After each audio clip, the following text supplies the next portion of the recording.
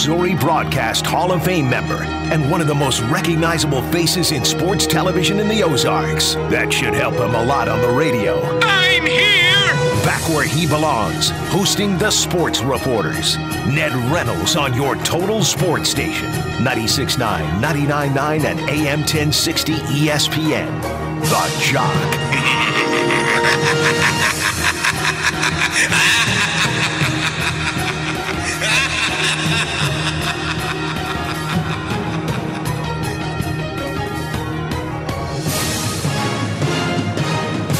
And with that, it's good morning, everyone. Welcome to the Sports Reporters. We are delighted to have you with us on an absolutely, I hesitate to say beautiful Tuesday morning, but it's, I guess we could solve all problems by saying we need the rain. Absolutely beautiful Tuesday morning in the Ozarks. Ned Reynolds joined today by... I'm Dwight Glenn, and I've been called in literally from the bullpen. Top stories of the day. Well, certainly the top story would have to be World Series game number 6 coming up tonight in Arlington, Texas. A win for the Dodgers, and the baseball season will have come to an end. And a win for the Rays, and they go to Game 7. I have to think the pendulum is probably leaning a little bit more toward the Tampa Bay Rays tonight. They're starting Blake Snell, former Cy Young Award winner, who has pitched earlier in this series, and I think through maybe 5 innings of pretty effective baseball before the Dodgers got to him. But the Dodgers are pitching their rookie Tony Gonsolin tonight, and while Gonsolin down here in the Texas League a couple of years ago was undefeated, he had a 6-0 record in 9 games, one of which was here. But he hasn't had such great success in the major leagues. So you have to think that maybe the pendulum goes toward the American League champ. We'll find out. Well, it's interesting. All things 2020, essentially the Dodgers, who are loaded in almost every position, really only have 2 legitimate starting pitchers. This, in essence, for the Dodgers is a bullpen game. So really, I agree with you. Tampa Bay, especially if they can win tonight, you know, you have Charlie Morton going in Game 7. I don't think you can, by any means, say this series is over. Oh, no, not at all. And there's so many variables involved. We saw some of the variables on Saturday night in the 8-7 come-from-behind win for Tampa Bay that include steals of home, belly flops, and things of that nature. And it was a pretty interesting series. It was, and I will say this: you can say all of this playoff baseball has been exciting baseball. The absence of fans makes it hard from an ambient standpoint. You're not used to watching a stadium with 10,000 people in it, but I think the quality of baseball has been very good throughout the playoffs and the World Series. It's been entertaining, to say the very least. Oh, absolutely it has. And as a matter of fact, I was asked us the other day, what do I think of it? And it's been pretty good baseball. We've had the long ball. You've had some good execution, some excellent pitching. And the defense has been, for the most part, pretty good. Yeah, it's and a well-balanced series as well. I do have a question for you on the baseball front. Mm-hmm. Since you are usually one of those people that are traditional, as am I when it comes to baseball, of the changes that they made for this particular year, the 7-inning doubleheaders, starting a runner on second base, the facing 3 batters in a row once you enter as a relief pitcher, what of any of those or all of those do you think they will keep going forward? The designated hitter, I think, stays in the National League. I don't think there's really any question about that. They've used it. It's been lobbied for years and years and years, so I do think that one stays. As far as the 7-inning doubleheaders, my preference on that would be 1 9 and 1 7-inning game. Split the difference and make the second game a 7-inning. I think that would probably be more amenable. It's not going to happen because if you did that, you would have to run them simultaneously, and the owners will not have any part of it. They get separate admissions now, one in day and one in night. Oh, heavens, bring it on. We need it. And for the next couple of years, they are going to need it because the finances are down. The runner on second base, in all honesty, it does have some merit somewhere along the line, but not right away. Not in the 10th inning or the 11th inning or maybe not even the 12th inning. 13th inning, when things are starting to drag a little bit, yes, I can see that being put in place because while it is a gimmick, it also would, I think, alleviate some of the criticism that baseball gets as far as dragging the game out. Facing the 3 innings for a relief pitcher, I'm all for it. I think that's exactly the way it should be. You can really get into a difficult circumstance when the manager's coming out and he threw okay, let's platoon here, let's do another one. It bores the fans. You hear booing all the time, and while it is strategic with what they're doing allegedly, I would prefer to see a 3-inning. I think that's right. I think that stays. I agree with you on all of that. Actually, the thing I was the biggest fan of was the 7-inning doubleheaders, just because the sense of urgency in the game, was there from the 3rd and 4th inning, because you only have 3 more innings. And for all of those people that are saying 3.5-hour 9-inning games are too long and their attention span won't, tolerate that, a 7-inning 2-hour and 30-minute game is much more appealing. But you're right, you're not going to turn down a gate admission. You're just, especially literally these teams were probably losing literally 6 figures for every game that was played in that shortened 60-game season. And no matter how big their coffers were, when you start going through tens of millions of dollars, that will drain them very quickly.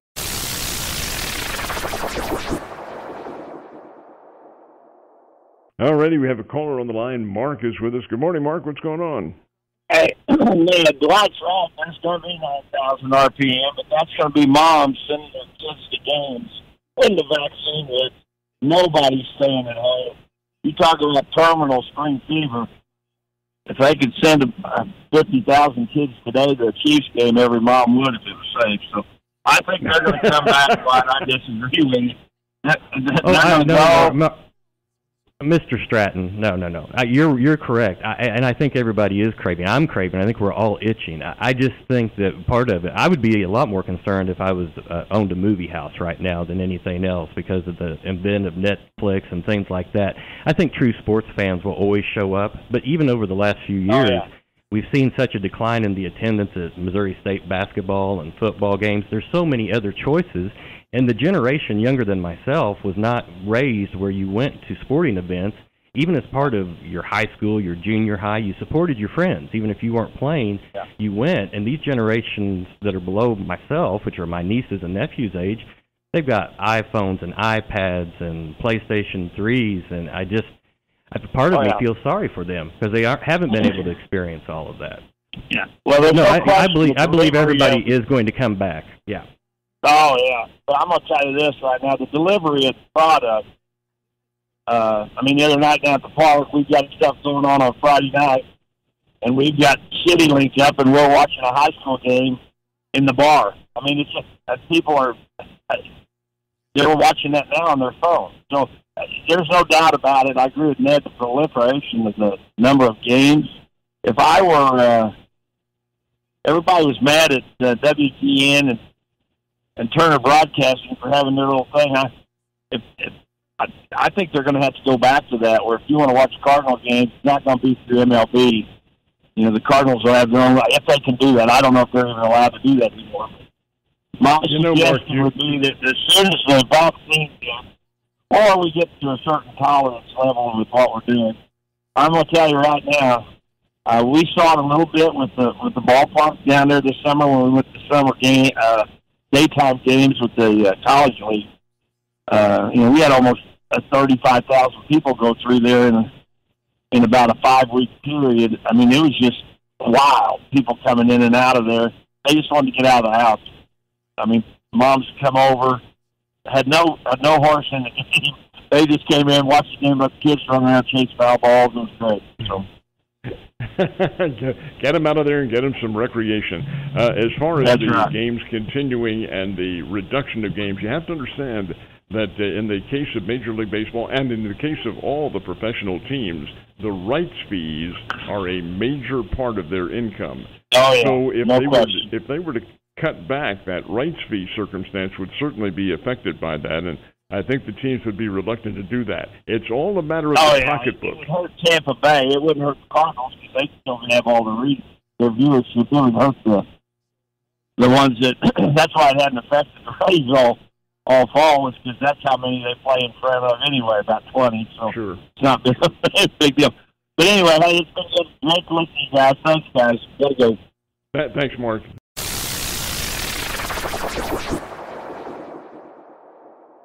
Welcome back, folks. We have another 55 more minutes remaining in the show. Do want to hear from you. I'm Ned Reynolds, along with Dwight Glenn, who is joining us as a co-host. And we have a couple of special guests in the studio who are going to talk about, of all things, sports. Oh, well, then I'll have to leave. What a surprise. Gentlemen, if you will, introduce yourselves for us. I'm Jeff Collins, founder of the Missouri Winter Games. And you have brought along? Cody Kent. I am the tournament director for pickleball for Jeff. One of our sports. Now, pickleball is one of the Winter Games sports, but there's a whole host of others. What is it that you all offer? Well, I don't know if you remember, Ned, but 16 years ago, I came in here and did my first interview with you and Scott Purrier. Told you that I was going to be bringing the Missouri Winter Games here to Springfield, and had a lot of hopes and dreams behind that and everything, and it was great to see that after having done this now, we've been very, very fortunate. We've had what I call some glory years, and then we've had some just regular years. But basically, what I wanted to do was bring a grassroots sports festival to Springfield to have contestants come in from all over the Midwest and compete. And but in doing so, I'm a huge believer of teaching character through sports. I believe that to the core of my heart, and I do believe that if taught right, you can teach kids what it means to have honor and integrity and respect. And I think one of the biggest things is perseverance.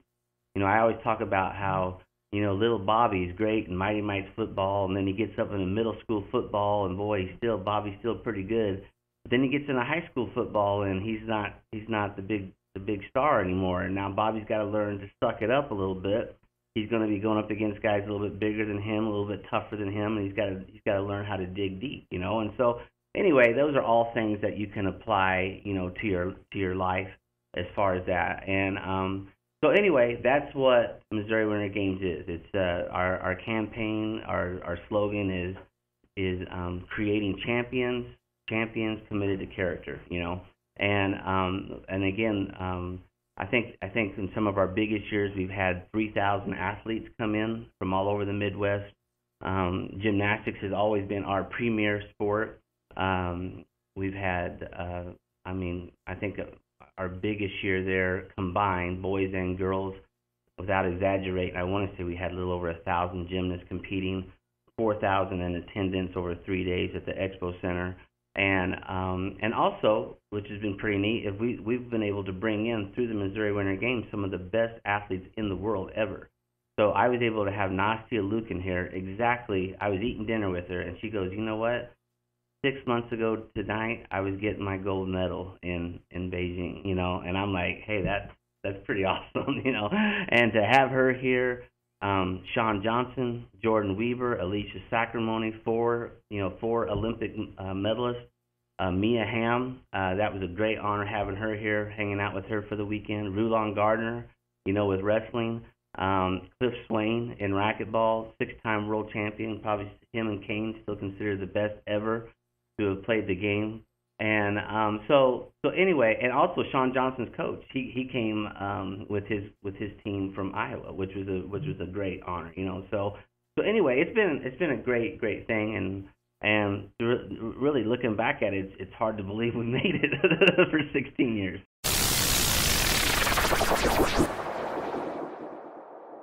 Guys, we're out of time. Thank you very much for being with us. Dwayne, thank you as always, Ned. It was fun. And mostly thank you, folks, for joining us on the Sports Reporters. Stay dry and warm and have yourself a big day. We'll see you tomorrow on the Sports Reporters.